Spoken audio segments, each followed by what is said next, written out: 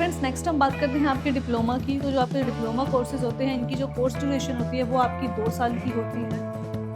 ये डिग्री, ये सर्टिफिकेट से आप इसकी वैल्यू है वो थोड़ी ज़्यादा होती है, और डिग्री से जो इसकी वैल्यू होगी वो हमारी कम होगी, और उसकी जो कोर्स ड्यूरेशन होगी वो आपकी 2 साल की होगी।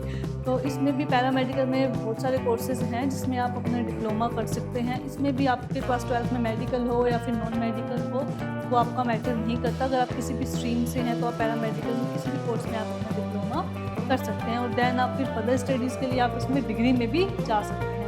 तो आजकल तो बहुत एडवांस कोर्सेज़ ऐसे हैं जैसे बैचलर इन वोकेशनल कोर्सेज़ हैं, जिसमें अगर 12th में आपके पास कोई भी स्ट्रीम हो तो आप उसमें डिग्री भी कर सकते हो। आप मेडिकल के स्टूडेंट्स हैं या फिर आप नॉन मेडिकल के स्टूडेंट्स हैं, वो आपका मैटर नहीं करता है। आप पैरामेडिकल के काफ़ी सारे ऐसे डिग्री कोर्सेज़ हैं जो आप नॉन मेडिकल के स्टूडेंट्स होकर भी आप जिनमें जा सकते हैं और अपने आगे करियर्स बना सकते हैं।